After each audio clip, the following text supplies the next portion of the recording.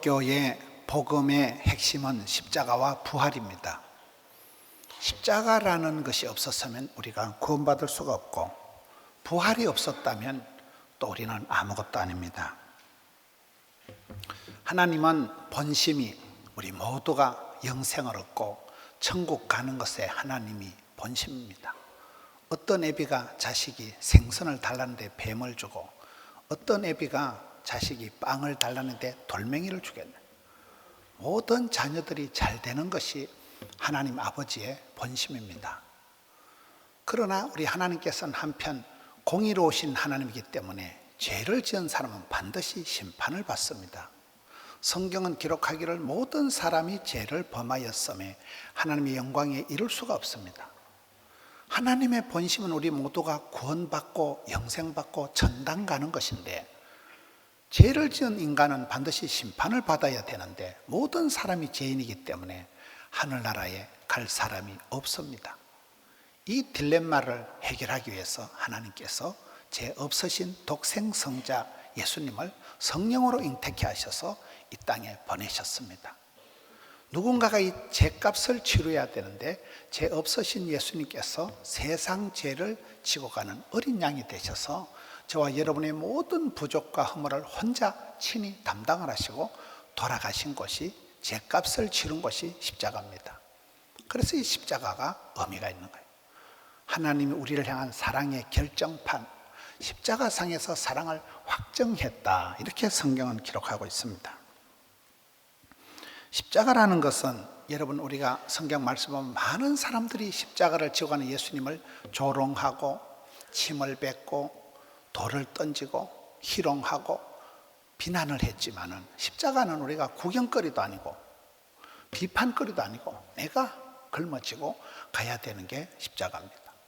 사람은 누구든지 자기 십자가가 있는 거예요. 건강의 십자가, 관계의 십자가, 성질의 십자가. 십자가가 없는 사람이 없어요. 십자가는 남한테 덮어 씌우는 것도 아니고, 십자가는 비판의 대상도 아니고 내가 지고 가야 되는 것이 십자가입니다. 웨스트민스터 신앙 고백서, 전통적인 그 교회의 신앙 고백서를 보면 십자가 사건을 설명할 때 주 예수님께서 그의 영혼의 직접적이고 가장 참혹한 고통과 그의 육체의 가장 고통스러운 고난을 견뎌내었고, 십자가에 못 박혀 돌아가시고 장사되어 죽음의 권세 아래 머물러 있었으나 부패를 당하지 않았다. 예수님께서는 우리를 구원하기 위해서 그 부끄러운 십자가의 고난을 견디셨다는 거예요. 감당을 하셨다는 거예요. 여러분, 영국의 엘리자베스 여왕이 남편 필립 공과 함께 결혼 생활만 70년을 했더라고요. 그 70년 결혼 생활의 비결이 뭐라고요? 참고 버티고 개기고 인내하고 끈기를 가지고 그렇게 버티었다는 거예요. 어떤 커플이 그렇게 맨날 물고 빨고 행복하고 그런 가정은 없어요. 수많은 위기가 있었지만은 위기와 그런 어려운 가운데서도 참았던 예수님께서는 십자가의 고난을 견디어내셨다. 형제를 위하여 목숨을 버리는 것보다 더 큰 사랑은 없기 때문에 예수님께서는 결국 저와 여러분을 위해서 목숨을, 생명을 버리신 것이 이게 십자가라는 거예요. 죽음의 권세 아래 머물러 있었으나 부패를 당하지 않았다. 전 이 말씀이 되게 은혜가 되더라고요. 예수님께서 십자가에 죽으셔서 무덤에 내려가셨지만 썩지를 않고 부패하지 않았다는 거예요.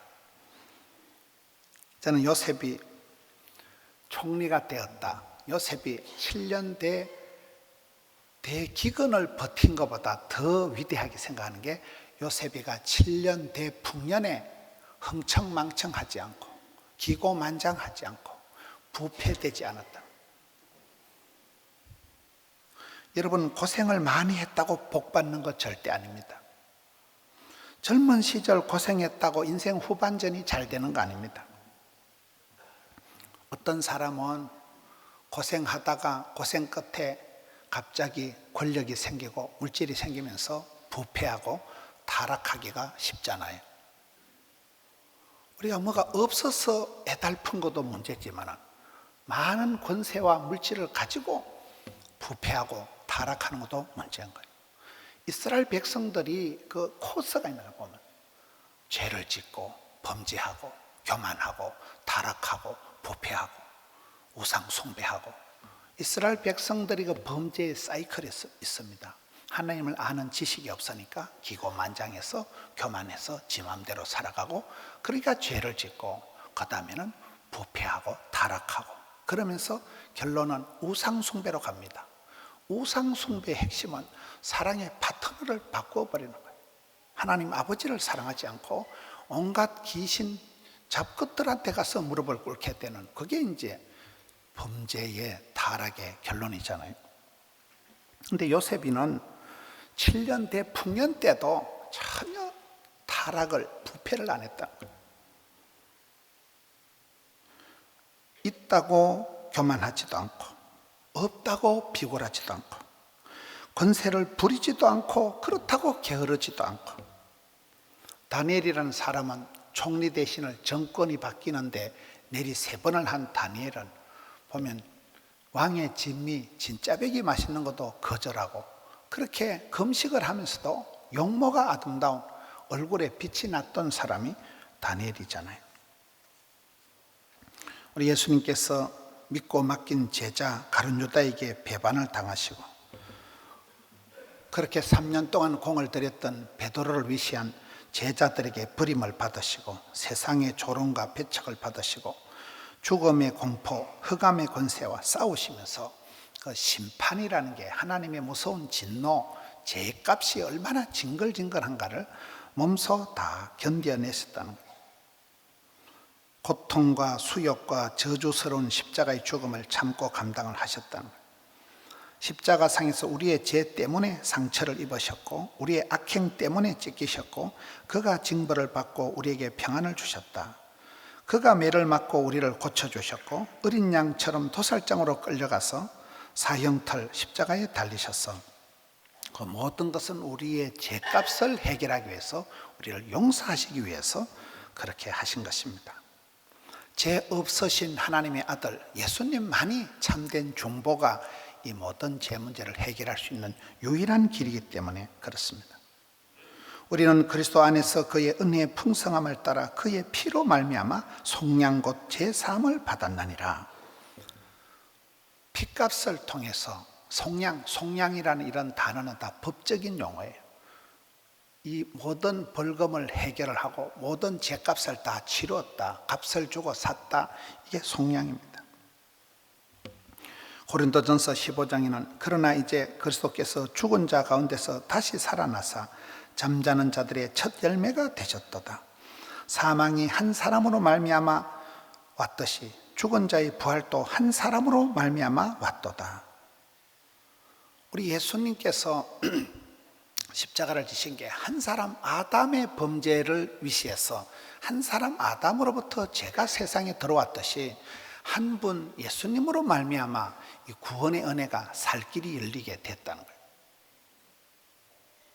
저는 오늘 이 말씀을 보면서 제일 이렇게 제가 은혜를 받은 게 사람들의 모습이에요. 예수님이 십자가를 지시고 부활하시는 그 중간 과정이 오늘 본문의 배경입니다. 그 과정에 나타나는 사람들이 아주 다양합니다.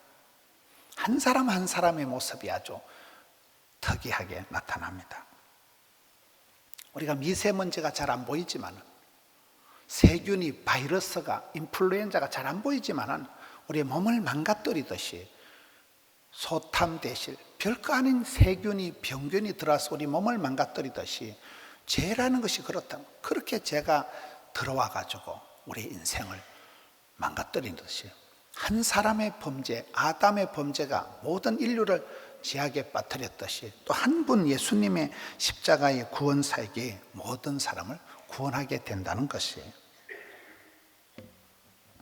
오늘 본문에 우리가 읽었던 사람이 아리마대 사람 요셉이 첫 번째로 나옵니다.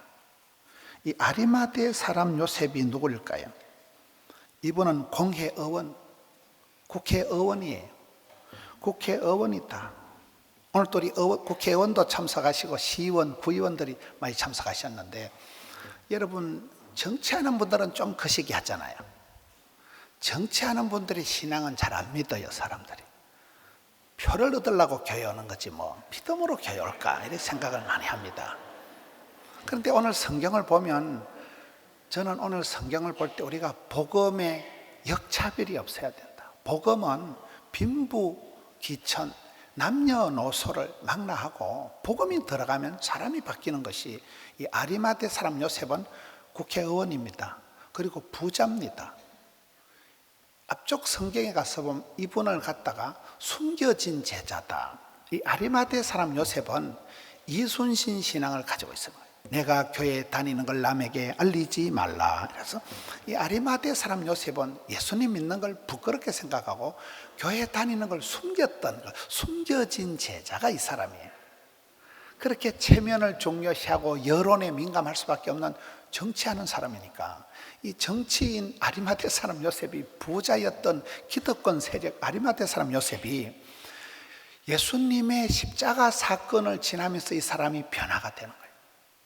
이 사람이 그 시대에 많은 사람들이 정권을 무서워해서 빌라도 총독의 그 서슬퍼런 권세에 두려워서 다 도망갔는데, 이 사람 혼자 51절에 그들의 결의와 행사에 찬성하지 아니한 자라, 이 사람 혼자 소신을 가지고 정치를 하는 거예요.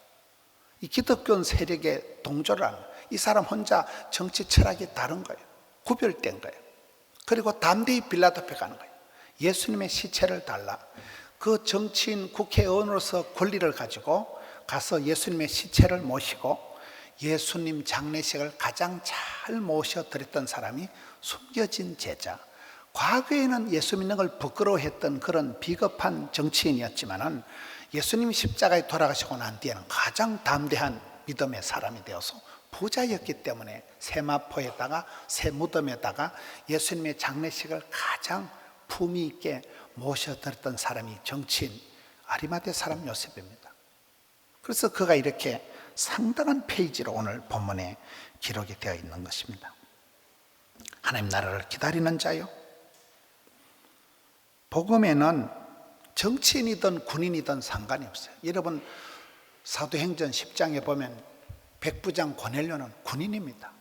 군이라는 특수 조직사에 갇혀있는 사람이었지만 항상 기도하더니 많이 구제하더니 유대인에 갇혀있던 복음이 5대양 6대주로 본물 터지듯이 번져나갈 때 결정적인 물고 역할을 한 사람이 이 고넬료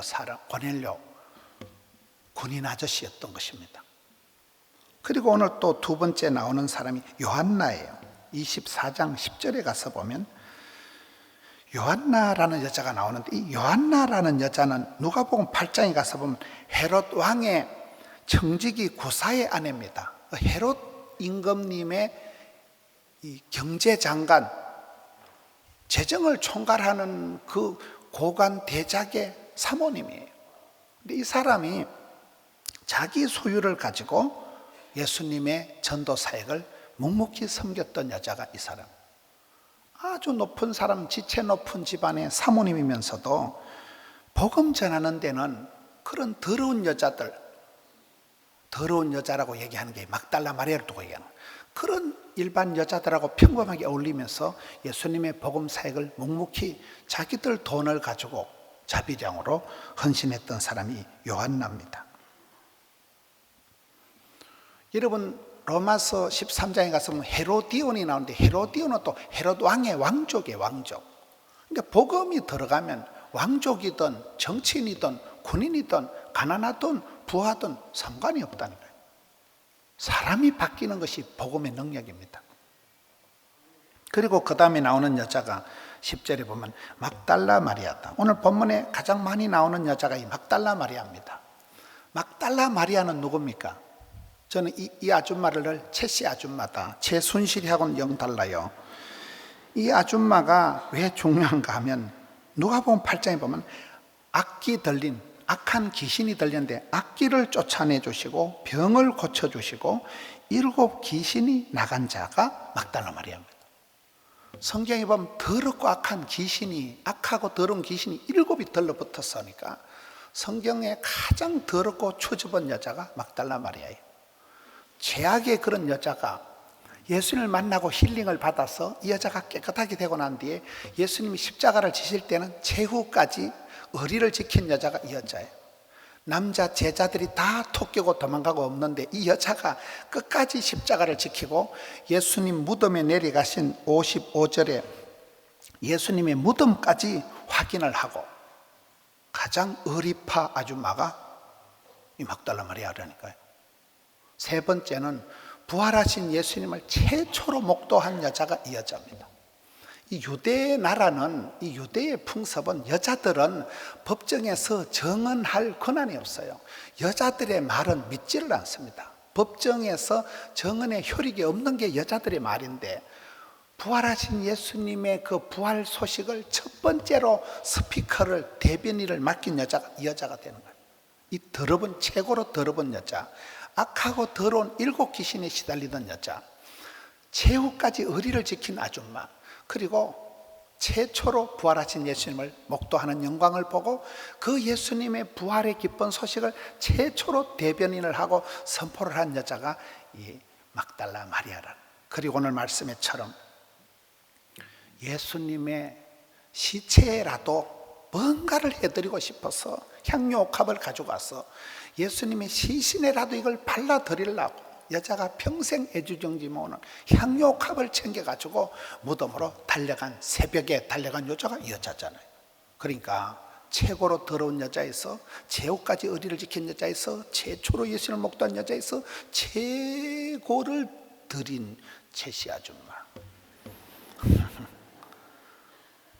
성경에 그런, 여기 그 다음에 또 나오는 여자가 야고보의 어머니 마리아입니다.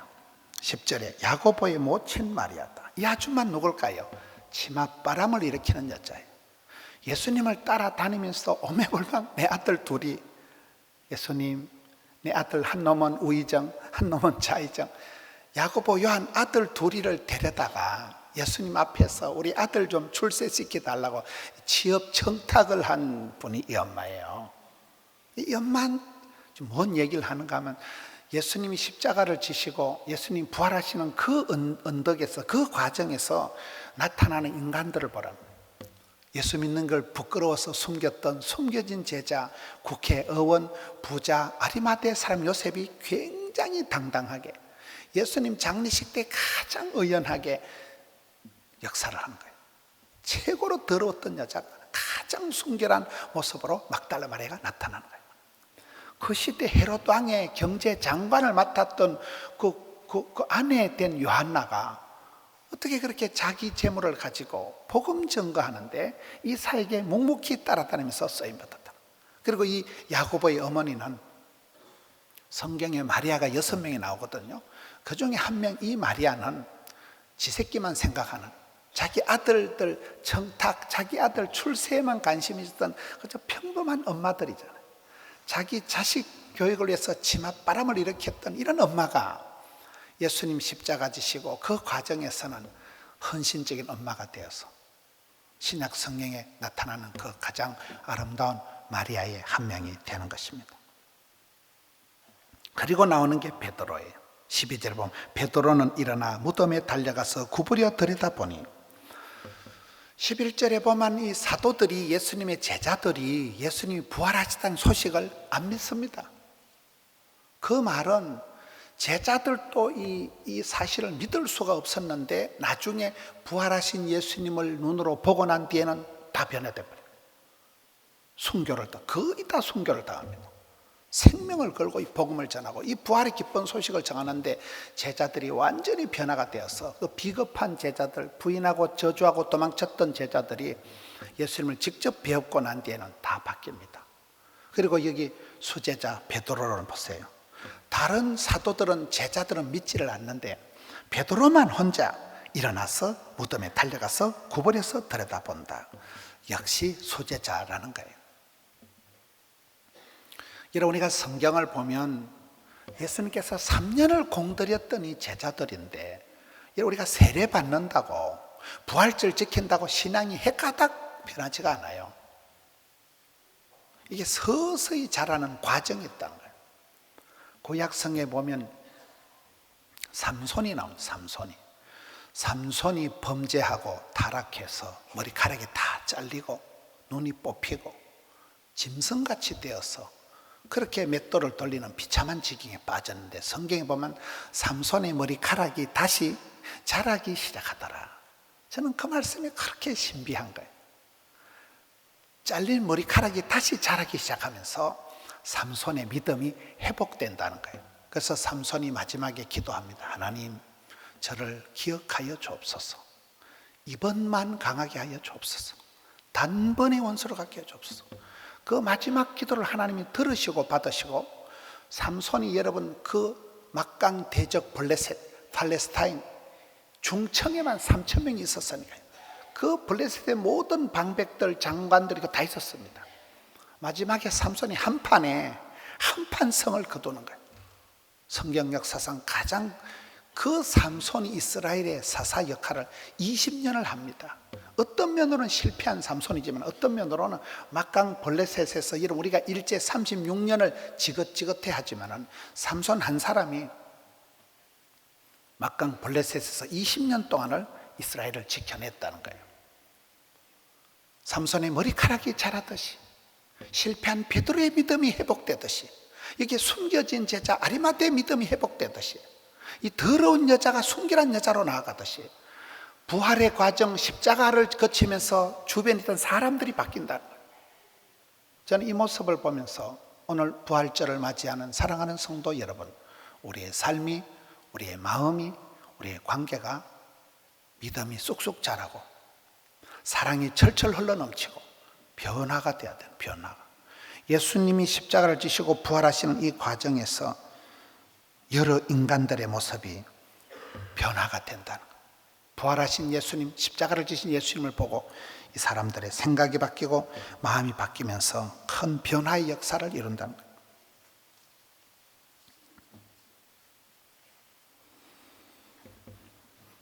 그리고 오늘 본문의 말씀에 보면 사람들이 예수님을 찾는데 무덤에서 예수님을 찾잖아요. 무덤에 가서 예수님을 찾으니까 천사들이 나타나가지고 어찌하여 살아있는 자를 죽은 자 가운데서 찾느냐? 그분은 여기 계시지 않고 살아나셨느니라.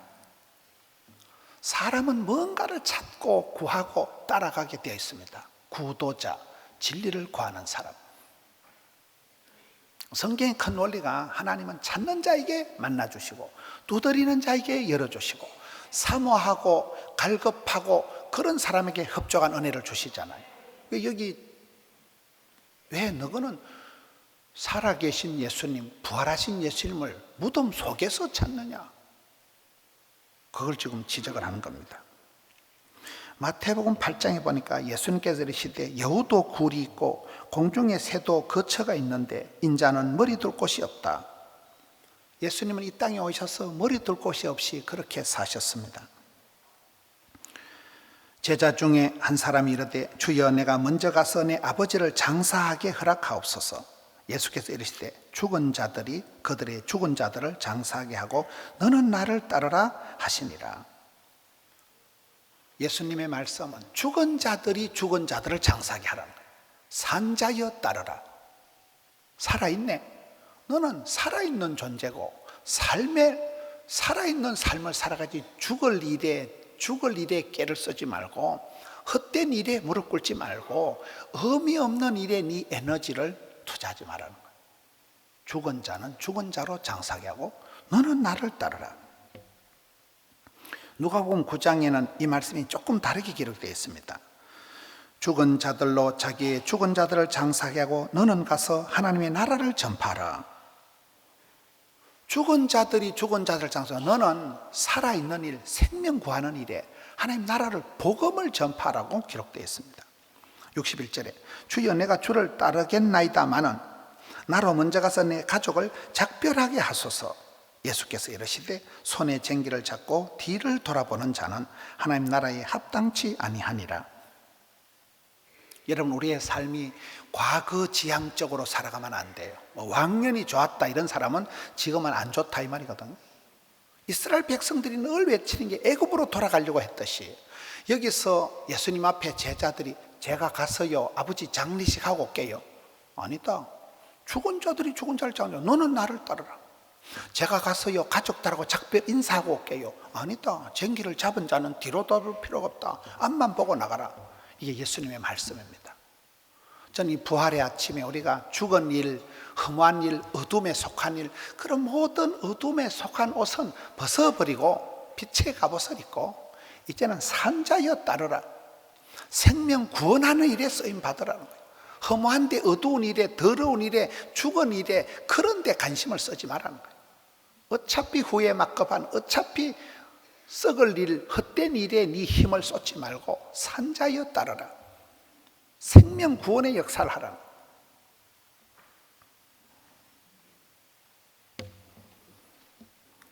예수님께서 이 땅에 오셔서 우리를 살리시려고, 우리를 고치시려고, 그가 맞음으로 우리가 나음을 받았고, 우리가 범죄한 것 때문에 그분이 내어 줌이 되고, 또한 우리를 의롭다 하시기 위해서 살아나셨느니라.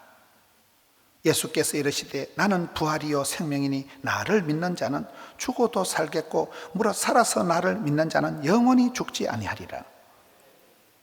어두움에, 죽음에, 사망에, 무덤에, 거기에 우리 예수님은 갇혀 계실 수가 없는 분이에요. 거기에 머물러 계실 수가 없는 분이에요. 거기에서 부패할 뿐이 아니라 그분은 살아나셨고 이기셨고 부활하셨고 우리의 부활의 첫 열매가 되셨기 때문에 이제 부활의 아침에 사랑하는 성도들은 모든 더럽고 무섭고 어둡고 아프고 죽음, 사망, 흑암의 권세는 이기시고 주를 따라가는 자는 일어나야 되는 거예요.